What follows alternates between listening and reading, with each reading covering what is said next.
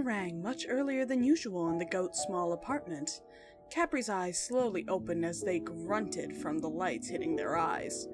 Capri's hooves grabbed the phone as it made their eyes hurt even more. What is going on this early?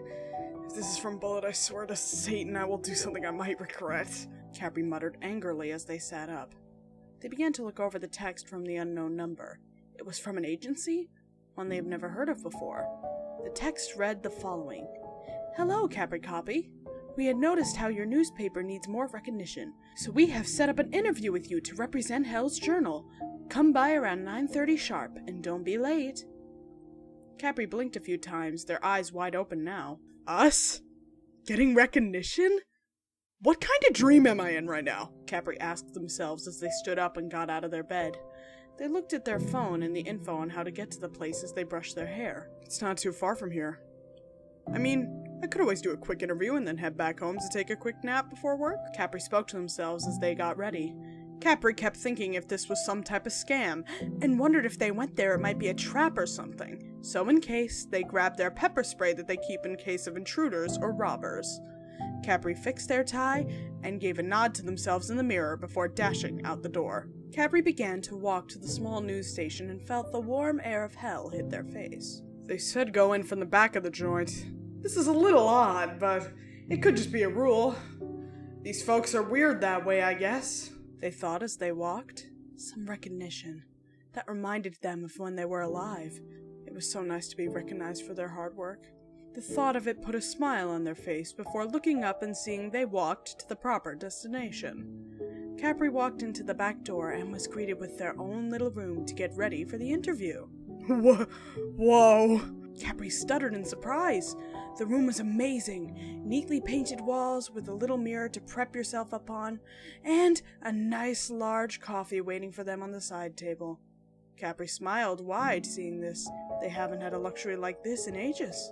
They sat down and drank the coffee first, and then proceeded to make themselves look a little better for the cameras. Once Capri was done getting all ready, a voice called out from the other room. We're starting in 1 minute! Capri stood up and smirked. That's my cue. Capri strutted out of the room confidently. Their mood was so good they didn't even care work was later. They were on top of the world. Until... Hello there, Capri. Glad you could make it for our show today. Capri's eyes shot open. It was none other than 666 News co-host, Tom Trench. What was a dream turned into a nightmare within seconds. No.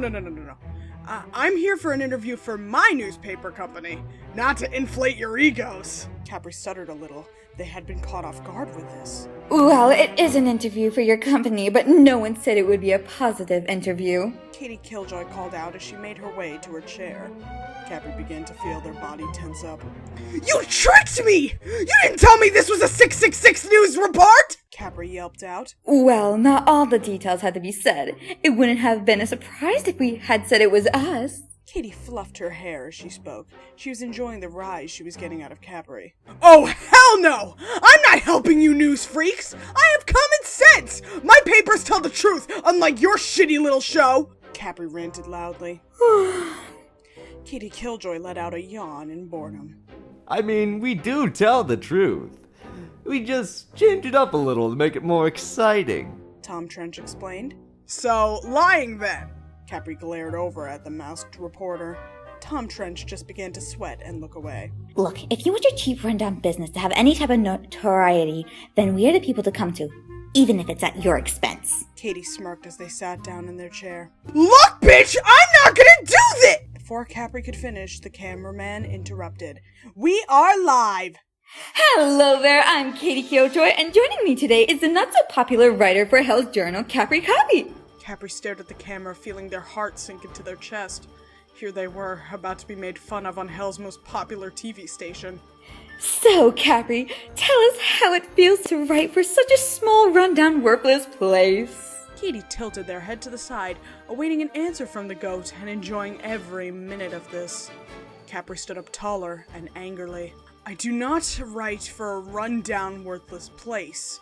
I write for a newspaper, one that is honest and isn't a corporate sellout, Capri said, smashing their hoof onto the table. Katie looked the goat up and down before asking the next question. Now, there has been this rumor going around, and I just have to ask if it's true that none of you get paid at all over there. Capri felt themselves freeze up. They can't just say they don't get paid. In the corporate world, money is everything. Capri tried to keep it together, but they were having a lot of trouble. Your actions speak louder than words, Capri Copy. Tom Trench called out. I couldn't agree more, Tom. Now, one more question before I wrap this up and move on to our next segment. How does it feel to know you are working in a dead-end job and getting nothing in return? Capri felt sick. They had had enough. No more censoring their feelings just because a camera was on. If the news was going to shame them, then the least they could do is shame back. Well, Katie, I feel tired. Sick and tired of seeing people like you who climb to the top by doing nothing but lying and deceiving. I am sick of people thinking my life is a damn joke.